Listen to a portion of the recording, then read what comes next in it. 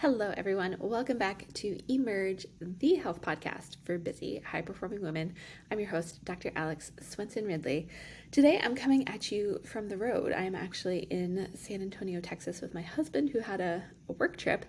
And while we've been here, I've been thinking about today's topic because this is something that has been on my mind more, and that topic is around exercise and what constitutes the right exercise.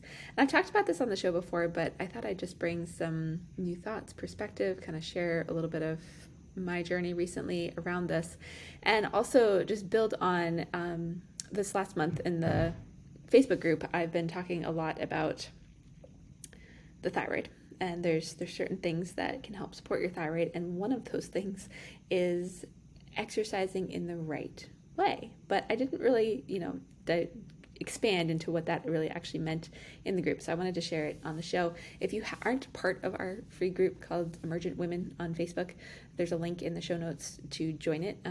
Each month we have a new topic, and this month it's been all about the thyroid. So if you want to jump in and learn some stuff, it's been quite a bit of information, and everyone's found it really, really valuable is the feedback I've gotten. So not tooting my own horn, just a great place to go and just kind of engage with me in another way. So I go live in there once a week and share some stuff. Getting back to today's topic, the topic of exercise is really interesting to me. And through my own journey, I've always been an athlete.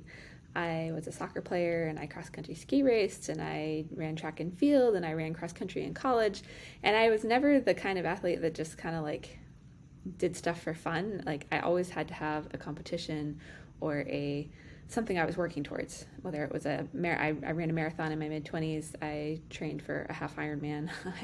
I did super intense triathlons. I did some of the more hardcore stuff, and would usually do it at a level where I was, not headed to the Olympics or anything, but definitely a high level athlete.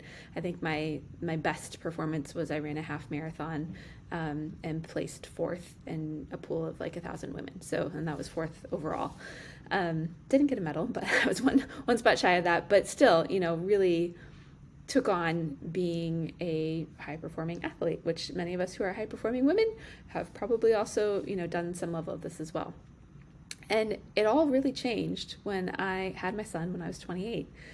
I'd been injured. I ran a marathon. I then had hip bursitis in my hip and, just kind of hip pain all the time. And then my ankle hurt, and I tried to switch to triathlon so that I wasn't just pounding so much, and just nothing was working. So I'd actually already stopped running. But running had always been one of my stress relievers, or so I thought. And then my son was born, and I've shared enough of my story. You all know I had, super high levels of toxic stress at work and at home. And I would try to go out and run, and usually it was with him in a stroller, so, an extra 50 pounds, right? Not quite that bad, maybe 20 or 30. But I could only make it, maybe half a mile, if even that. And Fairbanks, where I live, is super hilly, so there were always hills, and I would, be trying to push the stroller up a hill, and I just couldn't do it. I would have to stop, and then I'd get frustrated with myself, and then I'd worry I was so out of shape, and, worry something was wrong with me, and it was just this vicious cycle.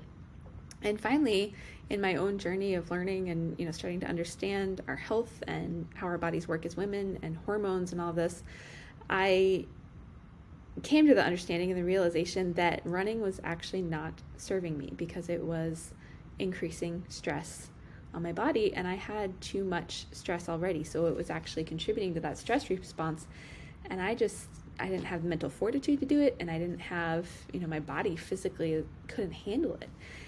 And I bring all this up because for each of you, listening to this and exploring this conversation, and I'll share more of why this is coming up again in my own life. But I really went on, I'm almost 37, and I haven't really run.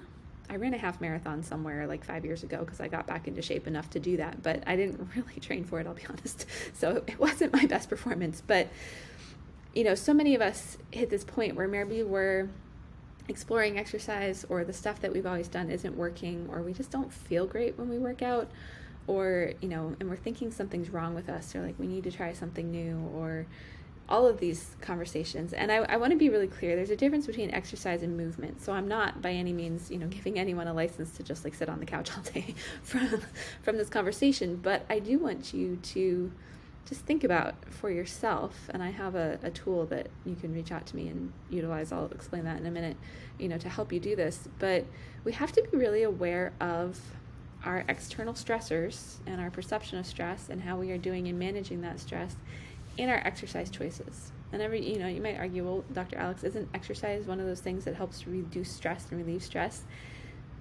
Yes, I say yes kind of tentatively, because a lot of the ways that we exercise, as women, especially if we're trying to lose weight or something, we tend to do long hours of cardio or, go to Zumba. Very few of us are weightlifting, but that's actually a better, I would argue, form of exercise, especially if you're trying to lose weight.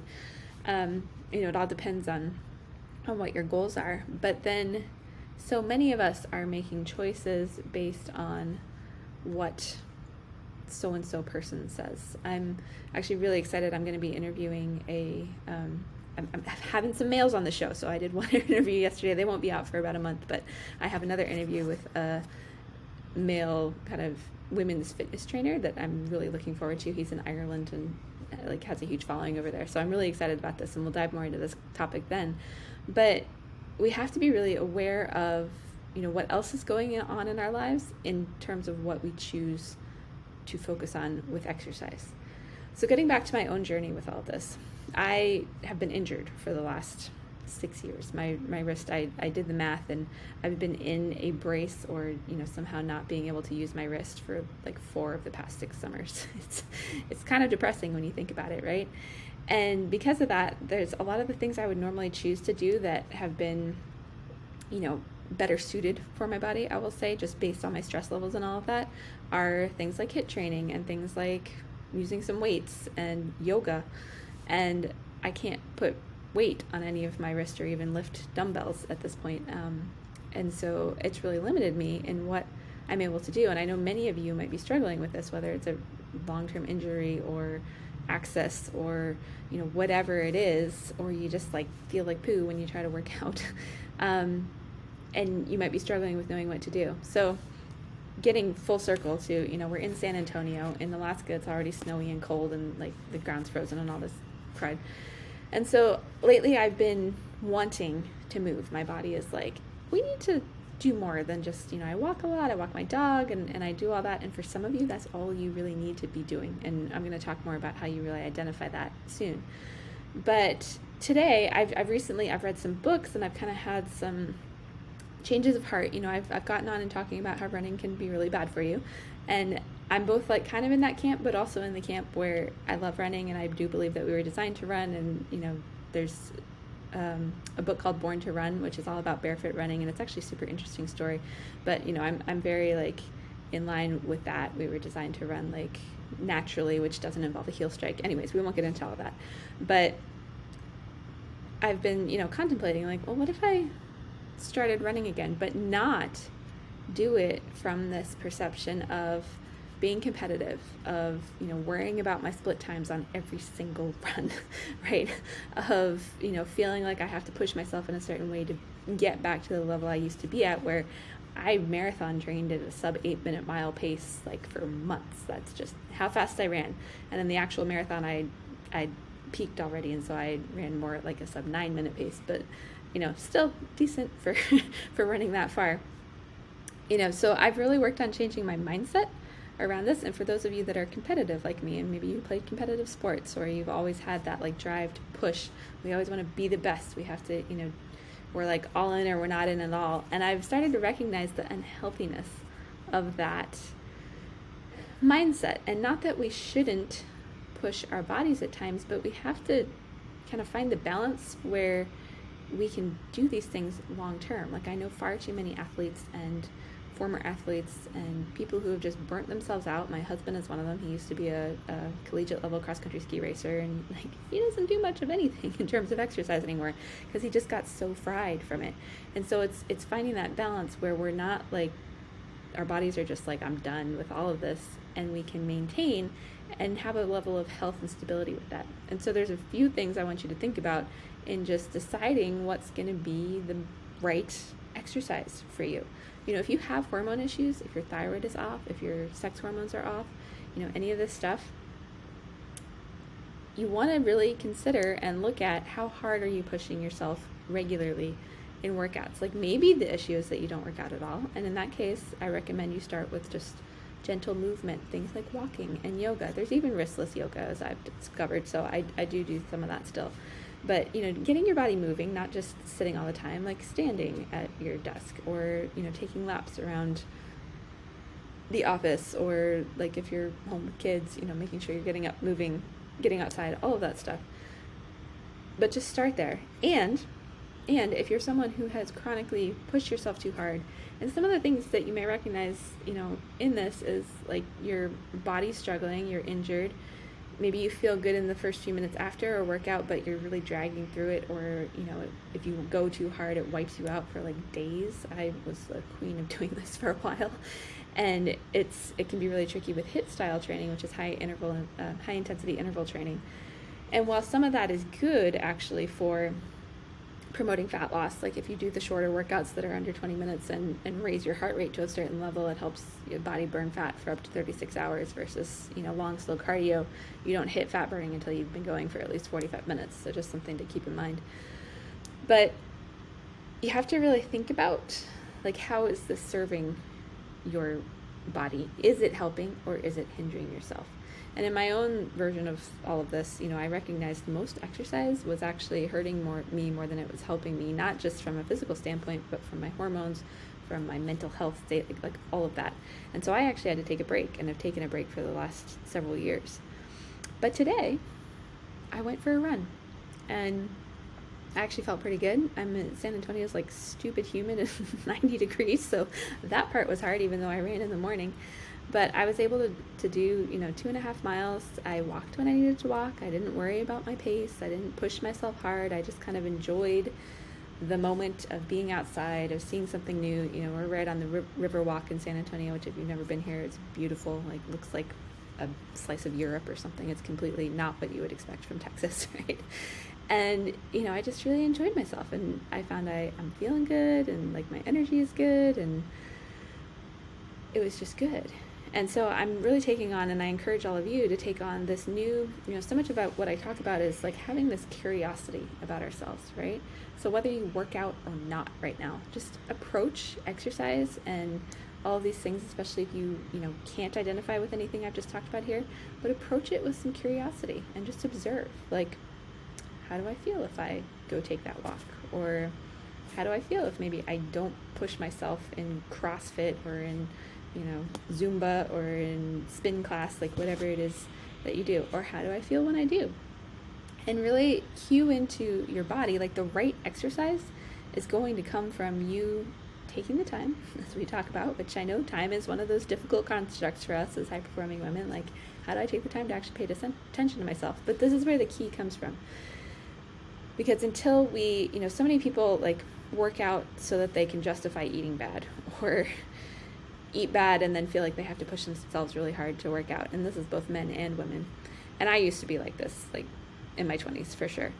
And there's so much unhealthiness that comes inside of there. So if you were to focus on anything, I would focus on your nutrition and your foundation of breathing, of drinking water, of getting enough sleep, more of those things before you even take on starting exercise, like just being honest. So if you're in that camp, all of those things, which is largely what I talked about on this show, are where you should have your focus right now.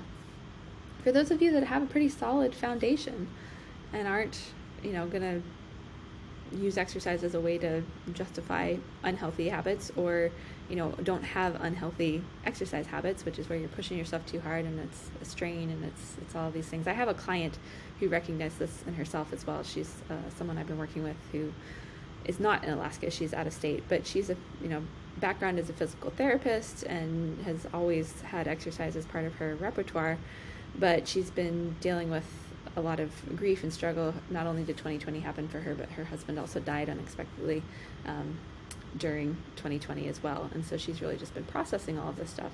And one of the first things she said was, running like has always been this release for me and this great thing. And lately it's just wearing me out. Like, it doesn't help. I'm dragging. I feel like crap when I run. And so she actually took on, and it was hard for her to get past that mindset of like, push yourself, push yourself, push yourself. But, she didn't stop moving, but she started walking more. And like, if she felt good and felt good walking, then she might jog for a little bit, but she wasn't worried about how far or how fast or any of that stuff. And now she's incorporated some swimming, but it really just helped her. She found she felt better, and even weight loss started happening. And, all of these things just kind of reset by taking out the push, push, push, go, go, go, like have to be the best idea that all of us have to achieve something. I always needed something to work towards in sports or just push myself, right?